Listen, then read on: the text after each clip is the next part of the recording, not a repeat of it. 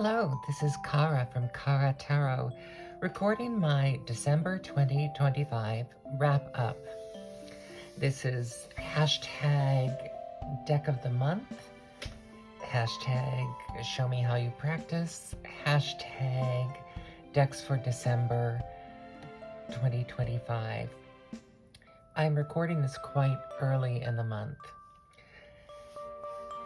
One reason is because things are going a little sideways here at home, which I may get into at other times. And the other issue is I have already recorded my finale end of the year, hashtag deck of the month 2025, hashtag deck of the year. I've already recorded and submitted that to Masha at Musings by Masha, who started the deck of the month hashtag, because I realized that despite having one deck that really has charmed me, I was aware, as I say every month, I schedule my decks out for the month, and I realized that nothing that I'm using this month is going to affect my choice of deck of the year. Even if I got a brand new deck that I absolutely loved, it wouldn't change the fact that I haven't been using it all year. And so to me, it can't be deck of the year if I haven't been using it all year. One of the criterion I finalized it with was I went back and I actually counted how many videos I had made of the deck, those decks, or that I had mentioned them in, like VRs that I had mentioned them in. And there was one clear, outstanding winner, and then there were two others that were quite a bit higher than the majority of my decks. And so it was quite easy for me to choose three and finalize that. So this can also be decks I'll be using in December, because this is it is the 5th of December, and so I can go ahead and share this with you now, and then when the crush of the holidays is on me, I won't need to be doing it. Is it just me, or as the beginning of December, did things just go crazy on TarotTube with people doing 3 and 4 videos a week? It just seemed like everything exploded in the first week of December on TarotTube.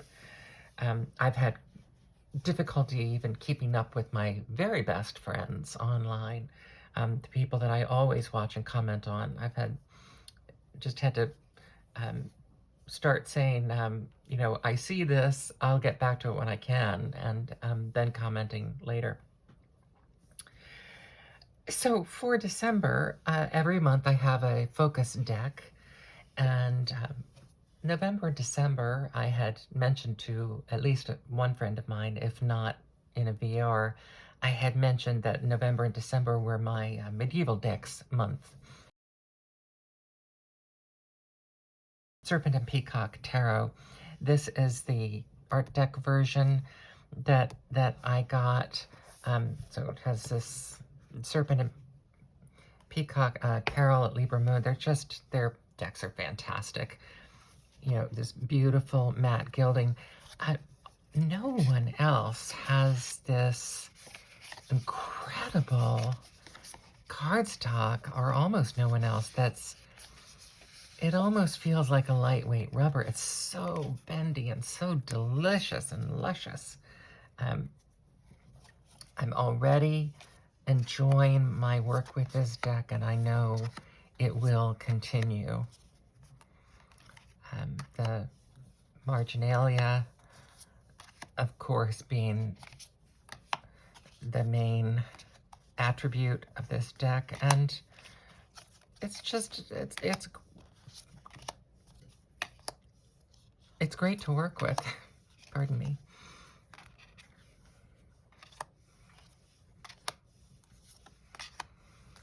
And it feels luscious. These are the backs. It's incredible back design. Not completely not reversible, but kind of so busy that you don't notice that it's not reversible. What am I doing? I keep turning them upside down now.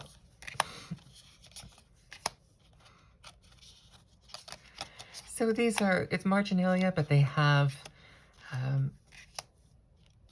usually some sort of the symbol collaged in. So it's marginalia and collage. Who could ask for anything more?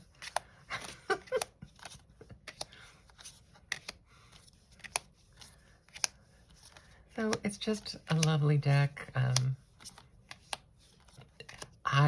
When I got this, I really went back and forth and back and forth. I think I even ordered Paul's Moon because I was, looking at each and every card and trying to figure out which one would be the better one for me. And then right after I clicked order, I sent them an email. I said, change that. I want the art deck of the Serpent and Peacock because the Serpent and Peacock is what sent me here to look. So I have to go with that first response, although I think both of the decks are fantastic. And yeah, I don't think there's much more you could ask for if you like medieval stuff. It fires on every possible cylinder.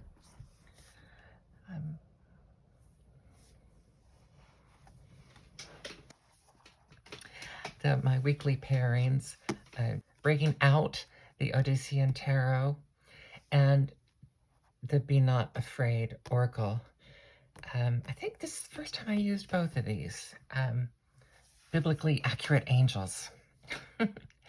And what I liked about this is that concept that this, similar to fairies. It's like they're not, that angels aren't all, sweet little puffs of cotton candy. Angels are so fearsome that we're actually not supposed to be able to look at them directly. And then the Odyssean Tarot, I knew that 1 week would not give me enough time to really explore all that's in it because it has a Greek god associated with every card, or some Greek myth associated with every card. But I wanted to get started with it and at least delve into it a little bit. And the moment that I started working with it, and now I will keep the deck off screen because that way I can circumvent any nudity. And there is a good deal of nudity in this deck.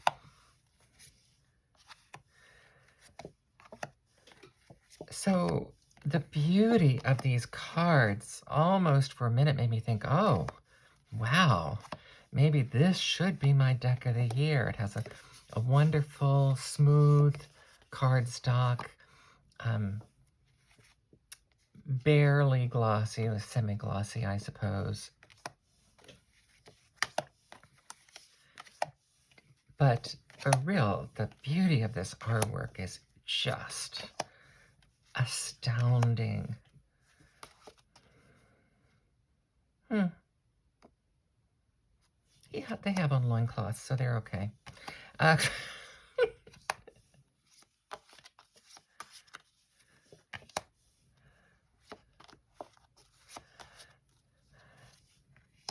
So it was the beauty of this artwork, and combined with the Greek mythology is why I got this.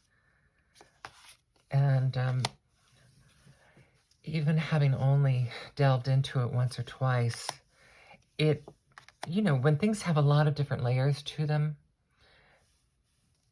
it takes you longer to do the reading, but wow, it just makes the readings so rich.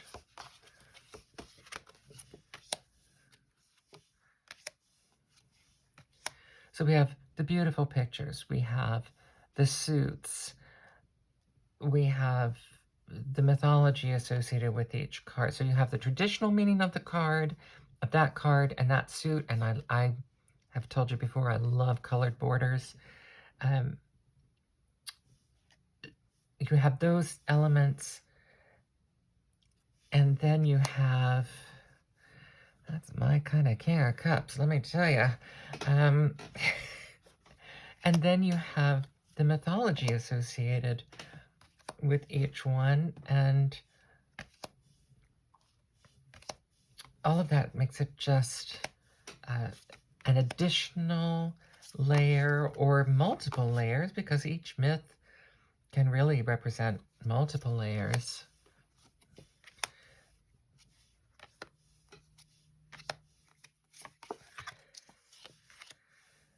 So it's been a gorgeous week with this deck. This is the Odyssean Tarot by Welkin. I knew I at least wanted to break it open before the year came to a close. And then the Be Not Afraid Oracle. These are a little sticky. They don't slide particularly well. It's not quite rose petal, but it's some kind of matte. And obviously these are a more kind of modern art interpretation of the angels.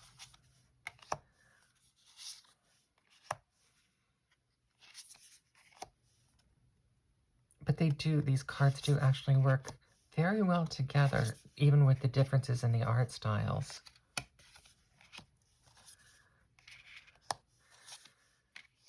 And I enjoy that they are not trying to make them all look like people. And even the ones that do look like people are that's one of the most people-y looking.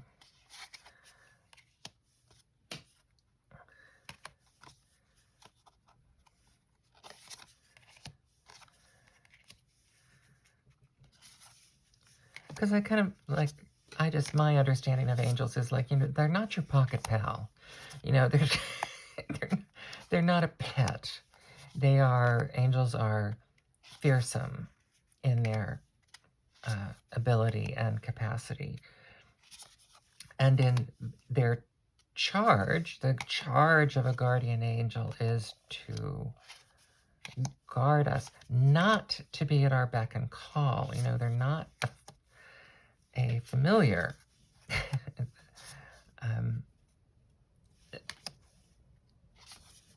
So it's not their job to do our bidding.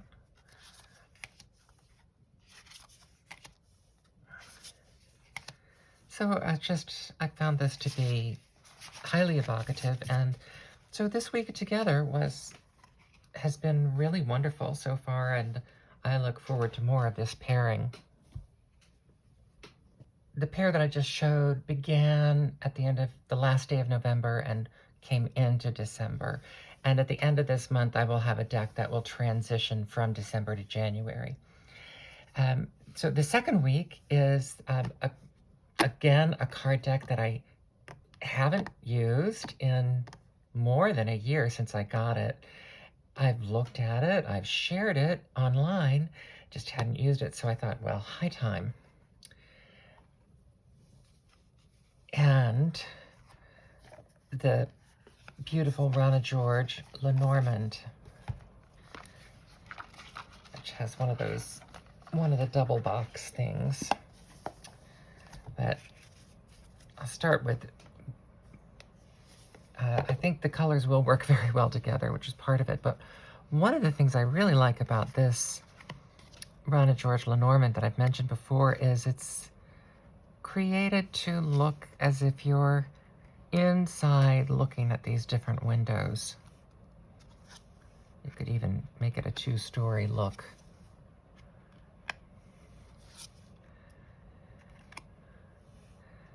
So that really, to me, unifies the theme, and it's a beautiful device, I think, for this deck.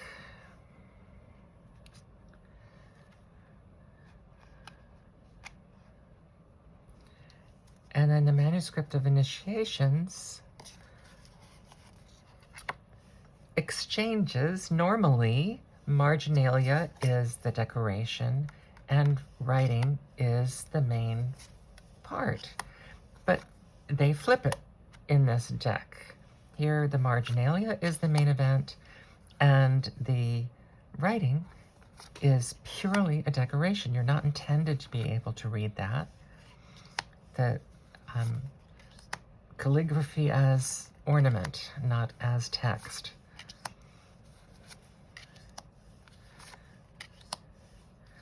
So I think you can see that these do interplay nicely in the same sort of color range. I'll skip ahead a bit.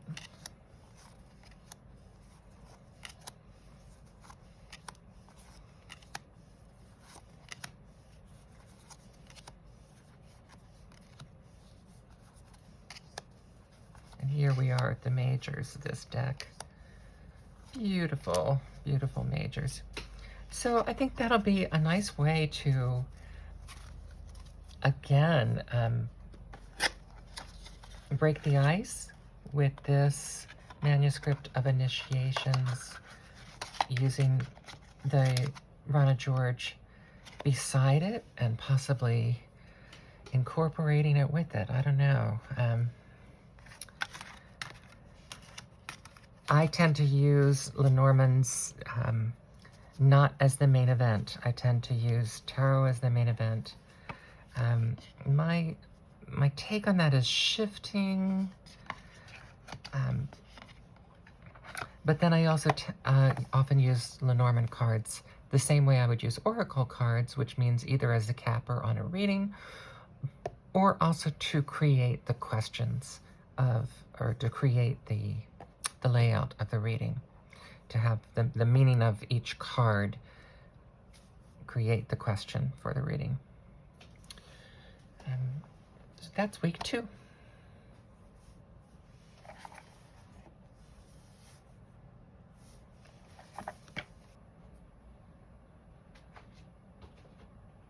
Week 3, the Shakespeare Oracle, which is a tarot deck, but it was called the Shakespeare Oracle because there was already the Shakespeare Tarot out there, so it had to do with copyright infringement. This is not a new deck at all. It's been around for a while. Paired with the Friar's Delight Lenormand by Rabbit's Moon Tarot.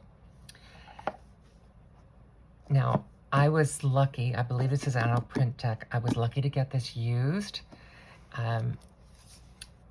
Probably about the time I just started looking for it, it happened that I think it was Tarot Garden had this used. They began selling used decks in good condition. So it has a chunky book. It is Tarot de Marseille style, or I suppose you could call it at least a pip deck, and Shakespearean characters. It's it's oracle size cards. So it's much larger than a traditional tarot deck size. And so you see that the majors, like the abbess, that would be the high priestess, is given a character name from one of the plays. So again, this is something that gives you an additional layer of meaning, assuming you know about the play and the character.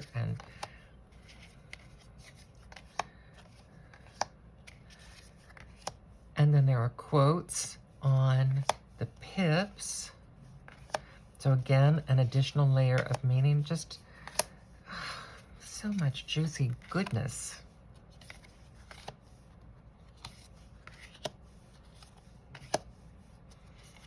Quills are the swords because the pen is mightier than the sword. There are coins.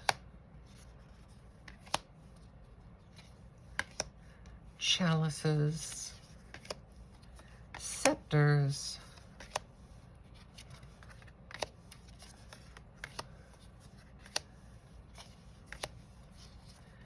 and where's the other suit?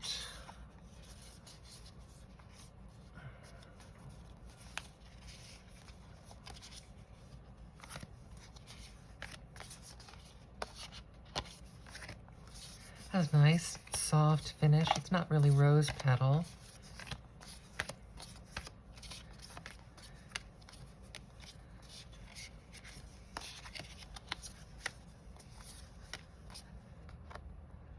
Oh, not much nudity in this deck, but trust me to find it when I'm doing a flip through.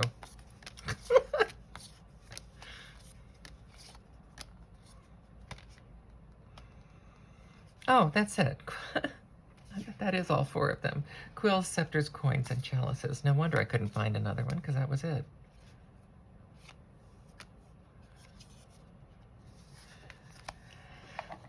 And I'll just, since we have some of these out, now I just lay out the Friar's Delight Lenormand.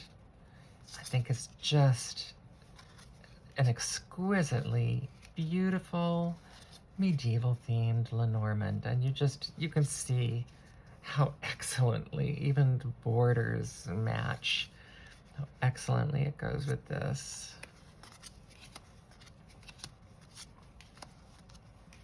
The traditional Lenormand symbols.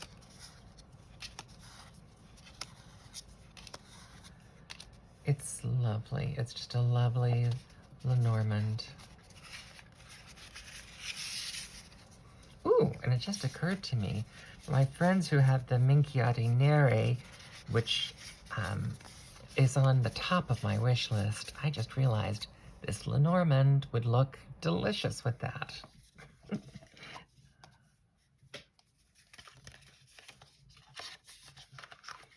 And it has lovely gilding too.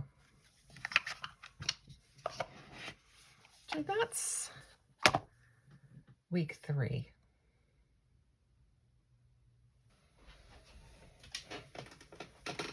So as we move into Christmas, of course, I'm using the Holy Card Tarot. I've talked about this deck before, and it's just such a deep and powerful reader for me, despite the fact that it does not incorporate, for the most part, it does not incorporate traditional Rider-Waite-Smith symbology. It makes no attempt to duplicate the pictures of Rider-Waite-Smith. You really only have, it is Rider-Waite-Smith's system, but you really only have the title of the card to go on. And then if there is a similarity, it's nice, but it doesn't happen that often. But yet there might be echoes here. The 5 of Pentacles with the starving people. This obviously looks like, you know, a parent trying to take care of children in the snow. So there are some elements, but wow, it doesn't matter, because this deck is just so rich in iconography that it conjures up emotions that just make your reading so strong and powerful and deep.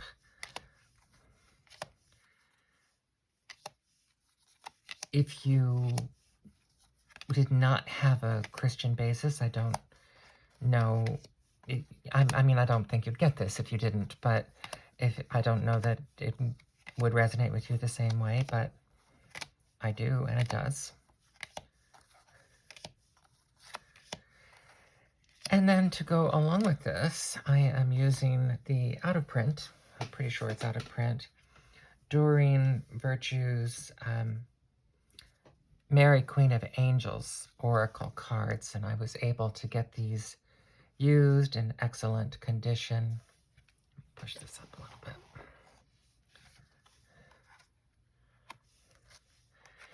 I love that there's one major word. So this makes these oracle cards really strong for forming a question.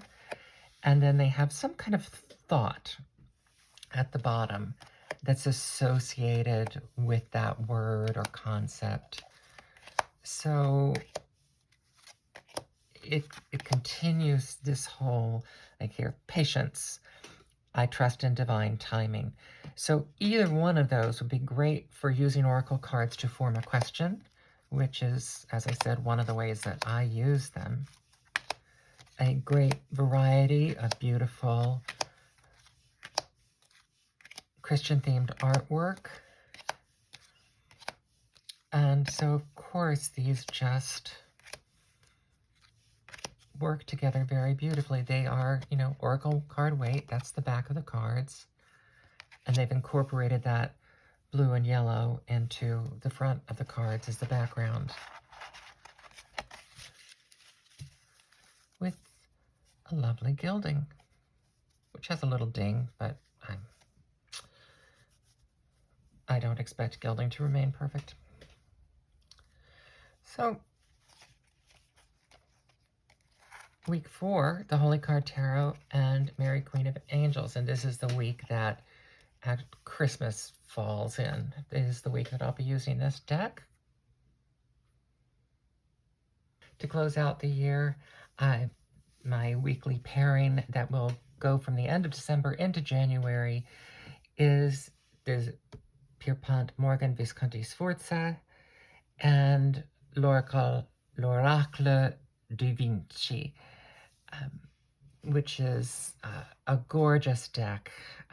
So I'm ending the year with a classic, and then with classic inspired modern artwork. Let me see how I'll do this.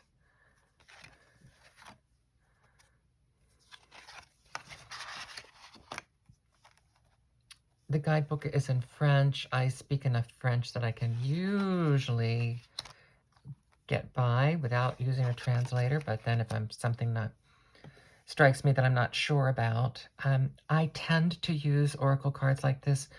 I rarely look at the book until much later anyway. I'm usually going by whatever words are on the card and the image.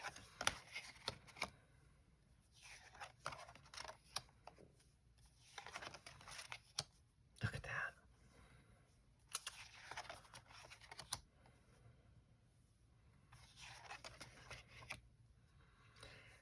You can just, they very much feel these existing simultaneously, even with the modern updates of the tattoo art and other things.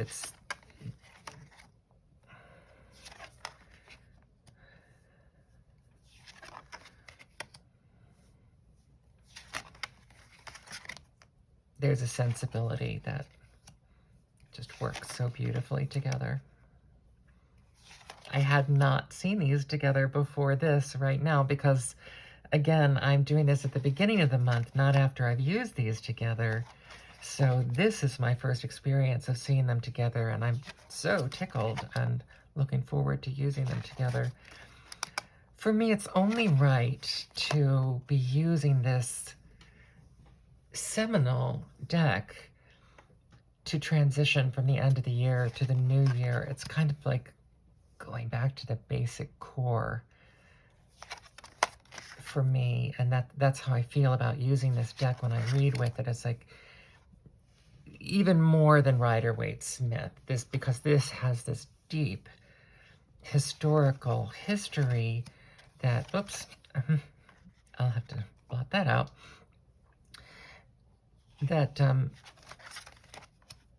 I feel it when I work with it, and I adore reading with it.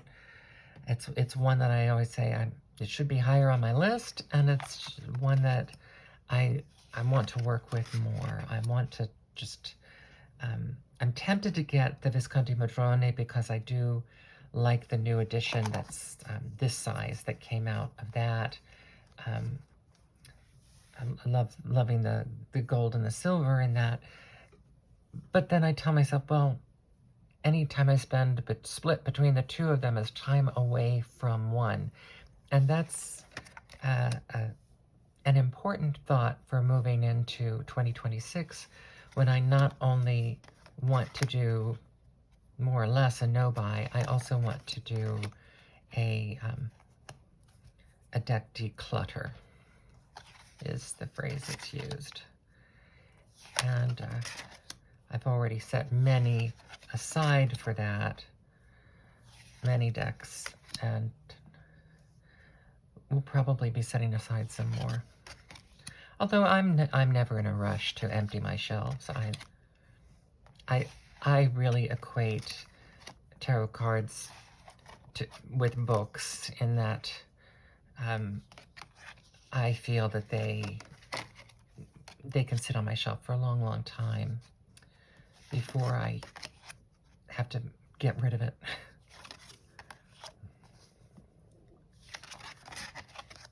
I can't stop looking at them together.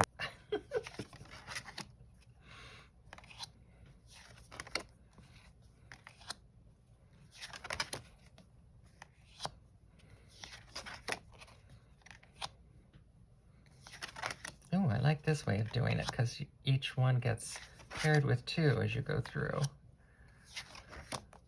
And I'll stop on the synchronous raised hands. So that is the week that the pairing of cards that I'll be using for the week that transitions us from 2025 into 2026.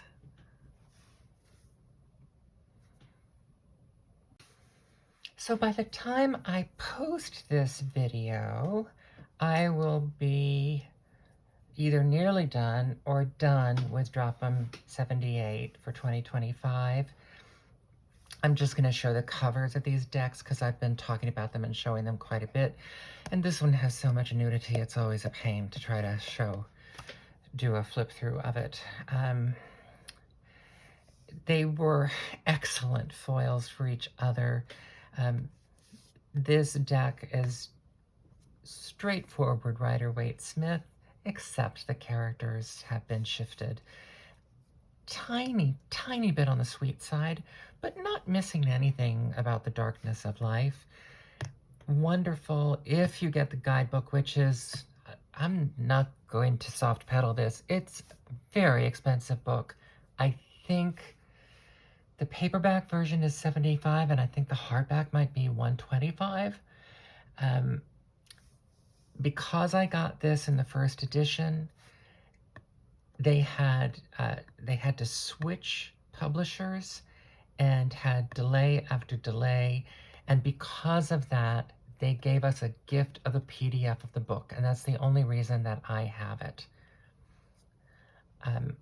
That book has a story written, a new page and a half, usually, story written for every card in the deck. And it's been a delight. I wanted that. I wanted to be able to focus on that, even though it was an additional pressure to have to read a story every night. I took the pressure off of myself of posting every day with this, and I did it maybe every 3 days, sometimes less. And then I did the same thing with the stories. Sometimes I'd catch up on 3 days at a time and read them in bed at night. So that was a lovely exercise, giving me just different shades to think about on the cards, and then the high contrast of this dark, dark vision of the Weimar Republic through the lens mostly of the arts and nightclubs and modern art and modern film of that time period. So think of the film Nosferatu, The Cabinet of Dr. Caligari. Those were Weimar Republic films, and that was the look. Metropolis might also have been, certainly it's the product of that mindset. And these actually, Winnie the Pooh, and was written and published in England during the years of the Weimar Republic in Germany.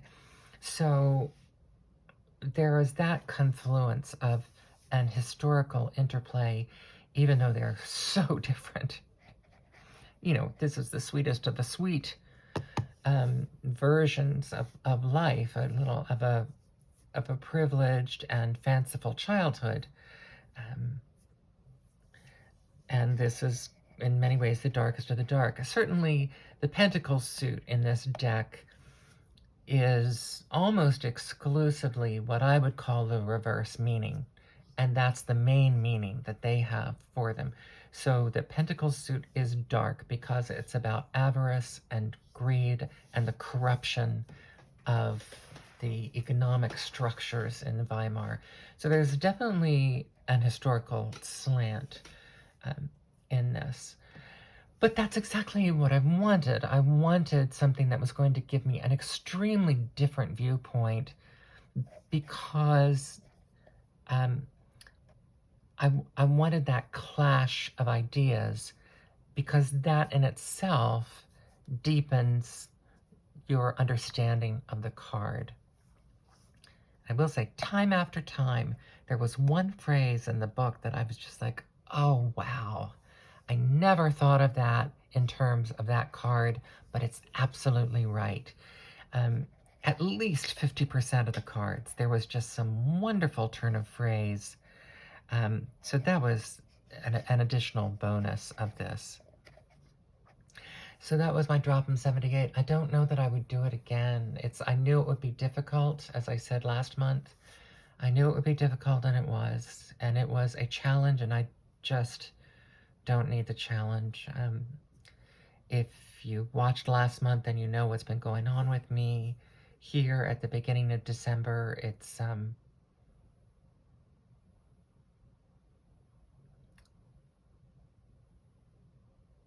I can't even form words. It's, by the time I post this, there may have been some significant changes.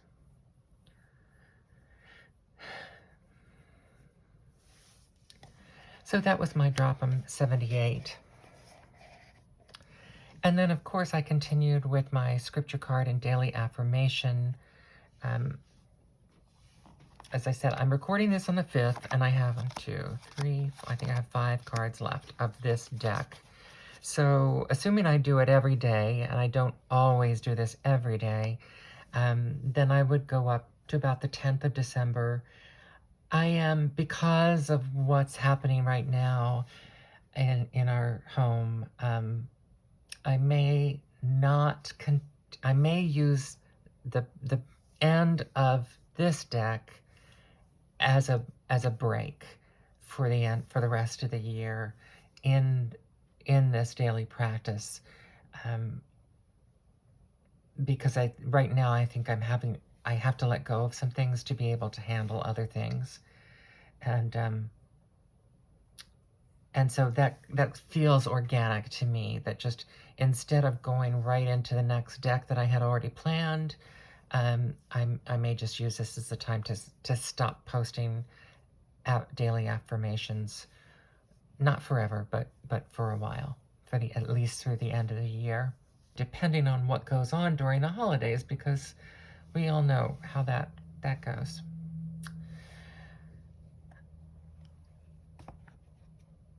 And this, as I have said, using this deck for my scripture card was exhilarating and exhausting, because the iconography most of the time does not match the traditional meaning of the deck. Court cards, instead of being traditional court cards, are more concept cards, not people. And so they don't have attributes the way people do. Instead, they're kind of a concept of a behavior or of a thought process or something. And then I was taking those, whatever the kernels of ideas that I got from the iconography, and using that to select words to look up and then find a verse that I felt matched this the best, these concepts the best. So that was a wonderful scripture exercise, and it was, as I said, it was exhausting, and at a time when I really didn't always have it to give. As far as other things that I'm doing this month, as I said, this is early in the month, so I don't know all the things I'm going to be doing this month. But I did want to share with you, because of my senior caregiving situation, I began in November, and I forgot to mention this, watching a YouTube channel by, I think it's Nurse Julie, who's been a hospice nurse for 20 or 30 years, maybe 20. She doesn't look old enough to have done it for 30 years. She has a marvelous YouTube channel with just kind of, with a lot of basic advice for people who have family members or who themselves are going into hospice care for a variety of reasons. I mean, she talks about the whole range, but then she also talks about, like, I think the first video I watched was things a caregiver should never do. And right when I found that video, it was right what I needed to hear, because at that point, my mother's was kind of transitioning from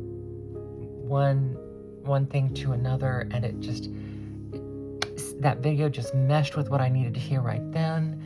And then another video the next week was just like, what are this, like, what happens in the 6 months before you get to the actual dying process? What are some of the typical things that they look for in those 6 months as markers?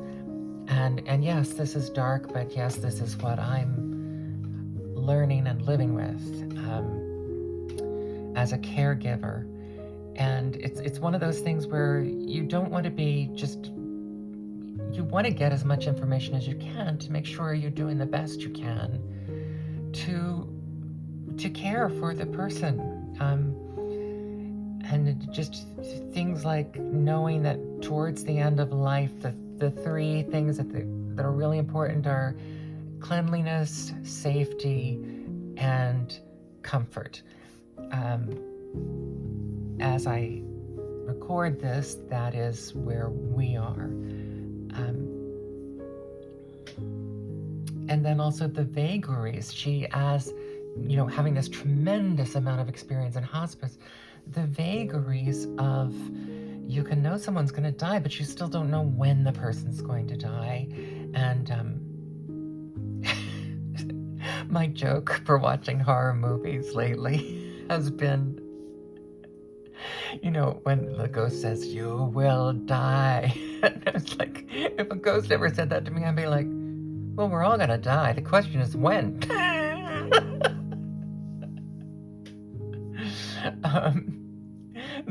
That's kind of been my framework for a while. So I would need a spirit to be a lot more specific with me. So anyway, I just wanted to for any of you who might need it, this is not the only hospice care channel that I've been watching, and it's not the only senior care channel that I've been watching, but it just time and time again, the video that I come across from her that pops up in my feed, not even necessarily a new one, but just the video that pops up in my feed, it's been a God thing where it has just popped up at the time that I need it, and I'm incredibly grateful for her content. She has also written a book, which she mentions. If I can find it, I might put it here. So I'm sure there are other things worth mentioning. Today, on the 5th of December, we got a snow here on the eastern shore of Maryland. We almost never have snow this early in December. And apparently it was forecast, but I hadn't been aware of it. So I woke up with this joy of snow, this blessing of snow. And when we went downstairs, my dog looked out the window and barked at it, and then ran to the door because she wanted to run. She loves snow. So that was, a great joy of the morning, just to have that brightness of snow. It was only an inch. It was very wet, so it didn't last more than a day, but it's so unusual here. And I do like winter. Um, and I knit, so I have a lot of knitwear, and I'm usually too warm, especially as a caregiver. The house is so hot.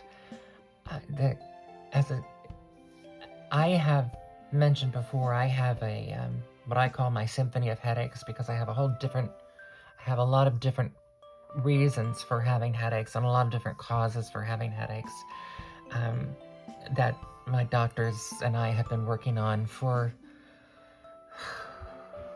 over 40 years. But one of the causes for the headaches is that for my mother to be comfortable as a 101-year-old, and even for the caregiver to be comfortable because she likes it warm too, the house is so hot for me that I'm just constantly too hot. And that gives you a headache. And to the point that I will, like when it's 40 degrees outside, I will just go walk out on the porch to literally cool my head off, to cool my brain, because I'm one of those that I remember I was in a production of Lute once, and I had to wear a slip through a good deal of that play, and it was so cold in the theater that I was usually wearing a sweater over the slip, and that it was really organic, because then one of the British people working on the play said, "That's really British for you to be wearing a sweater over your slip," and and and so we ended up keeping it in the play, and I was just like, yeah, but that's much more comfortable for me. Being too cold and having a sweater on is more comfortable for me than being too hot. And actually, for me, heat waves trigger migraines for me, so that's a whole another aspect. I had a difficult time living in Los Angeles, because every time a big heat wave came in, I was down for a day or two with a migraine. Oh, hello. Have a marvelous holiday. I hope you and your family are happy, and mostly, I wish you, for the end of this year and into next year, I wish you safety and contentment. This is Kara from Kara Tarot. Have a lovely new year filled with unexpected delights.